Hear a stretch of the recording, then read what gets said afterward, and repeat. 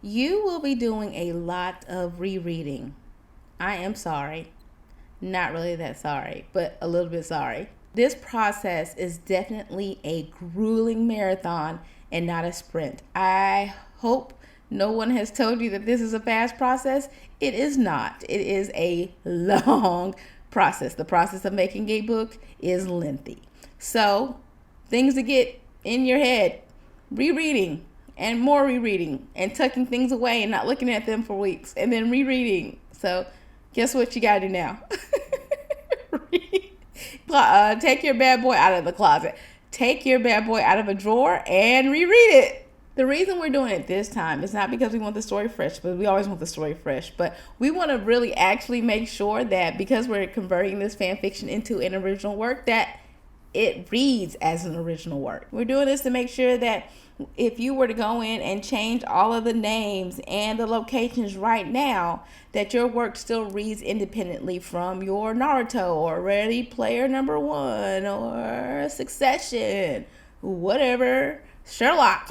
Hopefully, if you were to hand this off to someone, they wouldn't immediately guess that this is a Battlestar Galactica fic or DBSK fic. Gilmore Girls. Now, this is going to be easier for people who wrote their fics originally as alternate universes.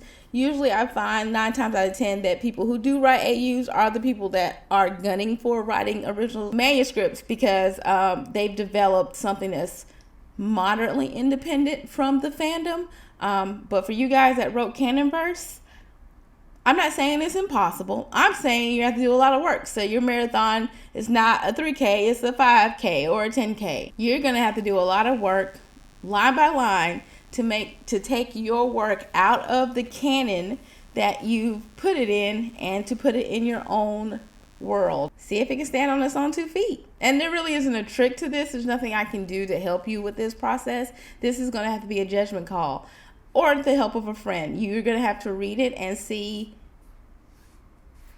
can it stand on its own 2 feet? But I trust all of you to make that decision because I think I have very wise people in this class right now.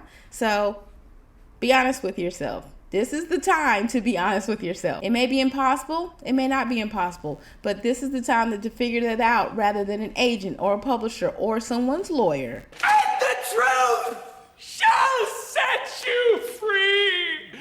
Your characters need to be your own as well. First step, names. Original. Kirky and Spockland are not going to work for you Trekkies. Name generators are fun. Here is one. That's kind of like a catch-all. So you can put in names or you can put in like sports places. It's like a catch-all. It's like a shapeshifter or a changeling or something. So a trick when naming characters. When I wrote my first fic, I kept running into a wall because the names are very specific Korean names. When you write a whole fic and the character's name is Jinky, swapping it out with like Ashley or Brittany just didn't feel right to me. Then I remembered like deep in my story that an ex of the main character had given her a book, 1001 Nights, and one of her favorite stories was Jenny and the Fisherman. So her name ended up being Jen. That felt right to me, and that's how her name ended up being Jen. Go with your gut. It has to be a gut decision when naming characters.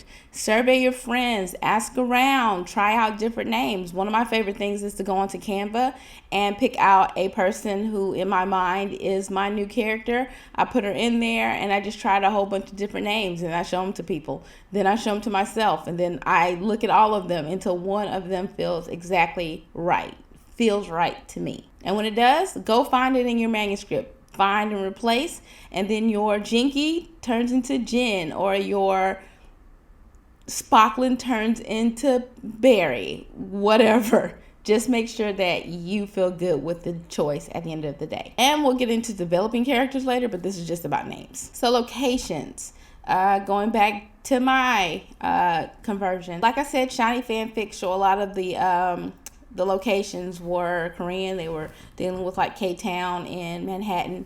And some of those things I could keep. A lot of those things I could not keep. They're very fandom specific places. And I had 2 choices, taking this very connected world with this fandom and I could either plop it into a brand new place or a place that already existed. In the end, for example, I chose New York because it was as populated as the place I was thinking about. It just made sense to find a place that was full of people so that my characters could interact like they did in the fanfic. So let's go over your options. Picking a place that already exists. One, like I said, you want to find a place that is very similar to your location in your fanfic. But a word of advice, make sure that you know plenty about the place that you're plucking your characters into. Nothing will piss an editor nothing will piss an editor or an agent off in speaking about a place like New York that I'd only been to like 2 or 3 times, and I had relatives up there, like I knew it when I didn't. A lot of it was in the subways. I have no idea how subways work, but I wrote like I did, and I think she wanted to kill me. It'll seem more natural if you do your research, if you ask friends, survey them. You want to make it feel like you know what you're talking about. You want to do your due diligence so that your readers, especially those who might be from the place that you're picking, aren't trying to kill you like my agent. And your other option is creating a new world. World building is fun. It's very fun. Arduous, but fun. Easiest thing is to replicate a place that already exists in your world. So if you're doing Star Wars and you want someplace populous, then you could do New York, you can do LA. And if you choose New York or LA and you want this to be your own world, you can call it something like New Yorkenshire or Los Devlin. But this also allows you the opportunity to do this world building that I'm talking about. Like I said, world building is fun because you have complete control. Even so, research. Just like with, going to New York and making it not New York in my editor's agent's mind, you want to make sure that your world is fully actualized. Even if it's a world you're creating, you're still going to need societal rules, a culture, transportation system, money that makes sense, a calendar that works. All of this so your society doesn't collapse. And also because you can't carry over Konoha or Hosnian Prime, you have to make sure that the rules in your new world are largely independent on the rules that made that world work. You can have a world dedicated to ninjas, but it can't be Konoha ninjas. It would be remiss of you to have a leveling up system that requires teams of 3s to be dropped in the woods to fight against other teams of 3. Is this making sense?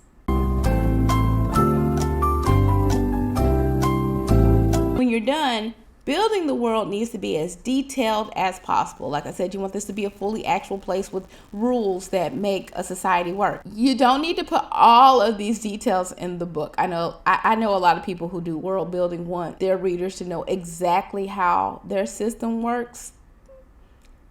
I don't need to know that the food replacement for gluten-free in your new world is cat litter if it doesn't help the plot at all. Don't put in things you just want us to know.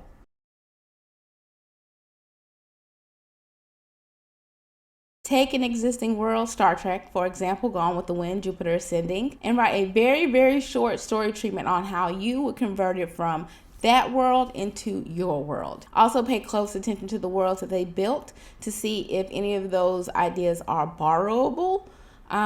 If they're not legally borrowable, don't do it. Trust me, it's fun coming up with your own city. It's almost like Sims, except that you'll be putting it down on paper.